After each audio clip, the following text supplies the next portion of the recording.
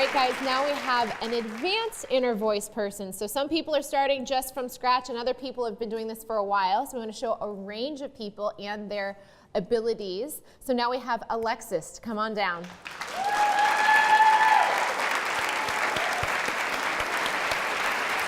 Hi, Jess. How are you? Good. It's such a pleasure to be here. I love your pink. Thank you. I wanted to course. add a little sparkle. Yes. Okay, so tell us a little bit about yourself.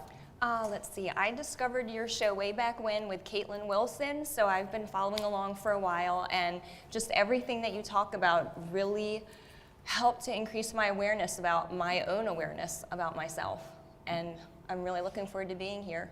All right, so tell us about how we can help you today. I realized that I ruminate on things, so I didn't realize that You have a mind, just like everyone else.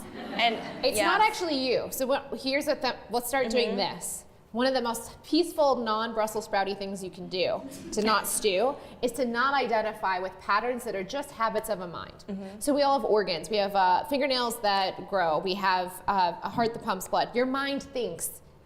We think that's a problem, but it's really just a function that we're calling a problem. Does that make sense? But here's the thing that makes it worse. Here's the Brussels sprouty moment, is the minute we put I on a function. Does that make sense? We say, I pump blood all the time. I can't stop pumping blood. I can't, what we're saying is that I am the heart that I have a heart, and it's pumping blood, but we don't put that as a problem or an assigned identity. It's the heart that's an aspect of us, but is not the totality of us, right? So when you said, I ruminate on things, you just Brussels sprouted yourself. You just said, I'm the mind that's thinking and ruminating. No, you have a mind that thinks, and therefore we're assigning a extra Brussels sprouty label of ruminating, but it's really not you. So you just have an active mind.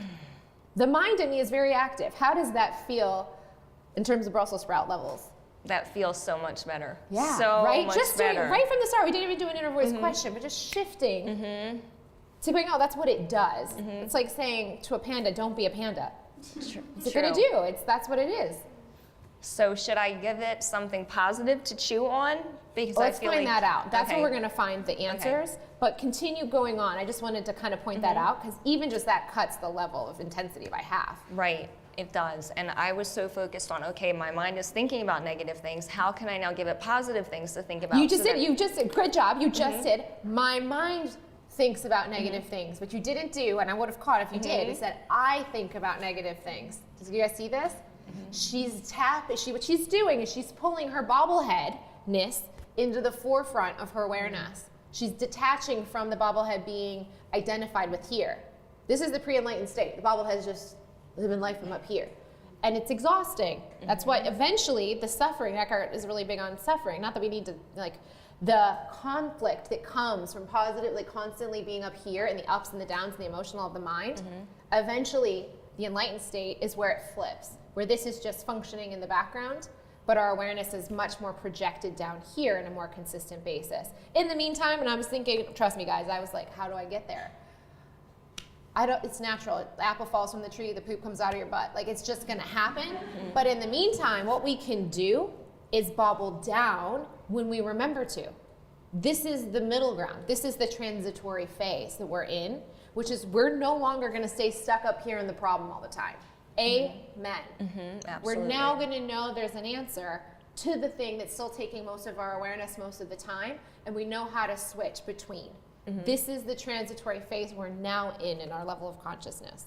The other phase, when it flips down, is a natural process that will happen at some point. You can't meditate your way there. Trust me, I've stared at my eyes long enough, eyelids to try. It's going to happen. Eckhart didn't choose that moment. That moment of his own awareness chose that moment to be for him. Okay? So knowing that it's not in your mind's control to not be the mind. Because if your mind's choosing this and saying, okay, it can choose, I want that experience of not being so attached, but it can't in terms of a permanent state of secondary nature choose it. Because that's like a dog chasing its own tail. It's always going to be a dog. It can't think its way out of thinking. So how do I give it a positive bone to chew on Okay, instead so of a let's do negative that. one? All right, so the negative stuff, right? Let's go in. So what you're finding is the mind tends to ruminate negatively? Okay, negatively. All right, heart or gut? Gut. Okay, so she's just projecting it a little lower than Kayleen did. All right. Is it okay that I think that the mind thinks negative things? It is. Why does the mind have such a hard time with its own tendencies? Because it's constantly looking for something to look at. It's just trying to do its job. What does the mind think its job is? To solve everything. Yes, so it needs more problems to solve to do its job. That's what it thinks. Absolutely. Absolutely. What do you know to be true? Inner voice. Good job with the breath. That I'm light and love at its simplest form. And it's okay for the light and love to experience the thoughts the mind has. My gut knows that. My mind doesn't. Okay, now what's the mind say? Now tell me, okay, come up for air. So, okay, bobble up. What's the mind's resistance? Because then we'll use that as the fodder to go back down and resolve. The mind is thinking, but there's so many things that need to be solved. You can't just be love and light. There's bills that need to be paid and dinner needs to be cooked. And how are you going to solve this and do this? Okay, beautiful. How do we deal with the regular day-to-day life that needs to be solved? Does life need to be solved? No, it doesn't. It's just a continual pattern and a journey, and it's just a walk, and it's just a walk, and you're looking at scenery. So the bills are just scenery. Dinner's just scenery. Driving is just scenery. Absolutely. It's not a problem? No, it isn't. It's not. Where's the mind at? Thank you. You're doing great. Where's the mind at on this now as it's coming to this realization? I see someone running around with their hands. Okay, yeah. Just going crazy right now. You know what I had to do for my mind? One day I had this realization, I know my mind, really, I'm very aware of my mind, and it wants to do the best job. It's like a little kid that, like, my parents tried to potty train me to, I got a lot of poop references already, but I got trained too young, and so I developed a tick, and I think that mind is still playing that, like, I need to please my parents sooner than I'm ready. So I have this mind that wants to do such a good job, but it's getting a tick trying to do such a good job. I can relate. Right? So I had to tell it one day, I had to go, oh my God, it thinks it wants to do a good job, so it needs to always have a problem to solve so it can do a good job. I had to tell it, I literally had to tell my mind, you can do a good job without having to think. Like, not thinking is also doing a good job. It didn't make me enlightened, it just did give me a bit of awareness and peace to that aspect of me that's trying to do good. But all it's doing is actually creating problems to solve, because that's what it does. Scissors and staplers are very different tools, okay? Think of it like the stapler. It staples things. It's a tool, it thinks. This is the scissors, it cuts, all right? So we have the inner voice, the peaceful wisdom of knowing. Knowing is down here, thinking is up here, all right? When we say the word no, we often in our language say it as if, I don't know, and we're reflecting on the mind, and then we make a pro and con list. I know which school to go to for college because I did a pro and con list. BS. The knowing comes down here. That's the wrong tool. That's like a stapler trying to cut paper. They're two different things. So once we start thinking about that, okay, you've got a thing up here running around, it's a stapler, it staples the bills, it staples your dinner, it staples all these things. It's trying to be scissors, and it's not. Your knowing is down here, your thinking is up here. And when you can really pull that apart, it's magic, because you get to start watching all of the billions of times your mind's trying to know things that it can't know because it's not the scissors, it's the stapler. Okay, so once we know, okay, the stapler is just stapling all the time, and it's assigning that stapling, it needs to staple problems rather than just experiences it's walking through. The whole time you're walking through whatever the crazy mind's doing, it's calm. How would you like me to approach the crazy waving mind, inner voice?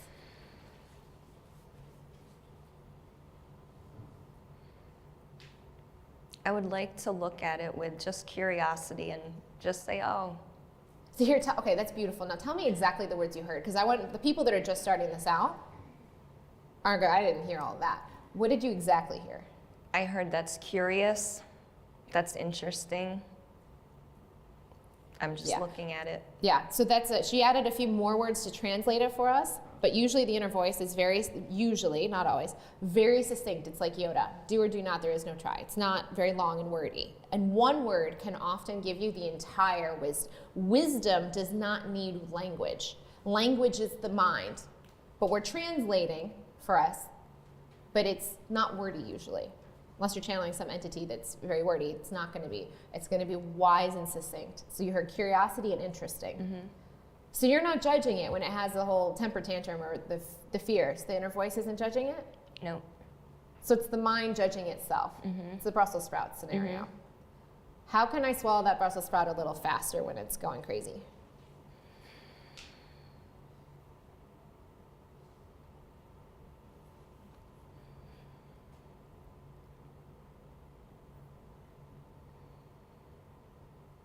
You don't have to try to swallow it.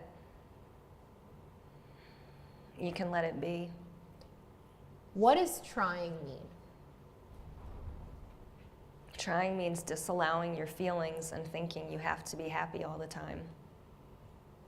So by doing the trying, I'm actually making it worse. Agreed. What I just asked there was the definition of the inner voice on some of these words. When you get a word, especially if you get it frequently, ask for the definition from the inner voice on what it means. Because did you know, Alexis, that's what trying meant to it? No. No, the mind has a story that thinks this is what the word means. But if you get a word frequently, ask for the meaning, because I kept getting, you do not need to try. And I kept hearing it so many times, I finally was like, what does trying mean to you? And it said, to me, it told me determining the outcome. I thought as someone, trying means like throwing a dart at the board, stop practicing throwing the dart at the board. It said stop thinking about where the dart should even go, which didn't even involve me picking up a dart. Even just thinking about where I thought the dart should go was trying. I was like, whoa, well, my mind's definitely doing that. Even if I'm not taking any action, the decision the mind would make about where it should be was actually part of what it was saying that was not useful for me. So just for you guys, everyone to know, if you get a word like that, start to notice those specific words that kind of your spidey senses perk up and go, I wonder if I really understand in the mind what that means. Because that's very different and very deep. How do you feel right now? I feel relief. It just, okay, it is what it is. It is. So I'm allowed to feel like the mind is allowed to feel like the crazy person sometimes. Mm-hmm. And I can walk with that knowing that it's feeling like a crazy person, and that's okay. Right. That's like one of the things, right? You go through this unconscious where you're running around like a crazy person, not aware. You're the bobblehead that's completely stuck up in the head. And now we're growing into awareness. We're growing into the fact that there's another reality. We're having moments of access to peace instead of the tension. Mm-hmm. But then once you start to access those peaceful moments, then you got to go, oh my God, why can't I stay there all the time, right? And then the tension builds into the duality that we're in this transition. We're like in puberty, right? So it's in between. We're in between as a species that's attracted to this work. We've got like the childhood, and there's maturity, and there's puberty in between. And it's a natural process that's going to unfold, and it's a little uncomfortable at times because there is the dissonance, there is the progression, there is the evolution. And it doesn't mean that just getting to this state is where it all ends either. If you ask any inner voice, I'll ask this, do I ever not exist? You're always here. Yeah. Does the mind always stay? Or is this other part of me what always exists? Mind is short, you are long. Yeah. So what it's saying is the you that you are down here always exists. This thing got 60 to 120 year lifespan. And that's why it's afraid. That's why it has fear. That's why it's afraid of usually death. Because it will die. And the persona that we're playing, the character we're playing right now has a shelf life. This doesn't. But we don't even realize that when we're stuck up in here in the child part of the consciousness, where we're like just living up here, we're afraid of death, this is all we are, and then we're trying to do everything that we can for this to get some maybe afterlife, or there's no afterlife, or whatever. This is a very scary place to live. This is very peaceful because it's like, you ain't going anywhere. Mm-hmm. Is there anything else we can do to help ratchet any other resistances down? No, that was very freeing. That was You're nice. allowed to feel this. This is puberty. You're allowed, like the kid that's a teenager that's going through hormones, and you're allowed to have a breakout. And I haven't been letting myself. I've been trying to just hold everything in and just keep my mind composed, basically. Well, it's the mind it's Brussels sprouting itself. It's not just letting it pass through. Okay, I had this moment of freak out, and then I let it go, and now I'm in peace in this next moment. It's holding on to what it should have done differently, right? That's the really prolonged piece. We're spending more time stewing on the Brussels sprout in the back of the mouth than just swallowing the experience that got us riled up in the first place. Right, and I've been thinking of myself as the Brussels sprout, not realizing. Not realizing that it's just something that's fleeting. It's just a thing. Even the Dalai Lama, they asked, do you ever get angry? He goes, sure I do. It just doesn't last very long. He's just swallowing the Brussels sprouts. He's gulping them down. He's like letting it come up and then pass. So it's just swallowing the experience whole, allowing it, and not like rejecting it or avoiding it, because then it's kind of like somehow still in the back of your mouth in that case. So you're allowed. You're an evolving being that's never going to not exist, that is going through a transitory awareness growth process that most kindly needs passion right now.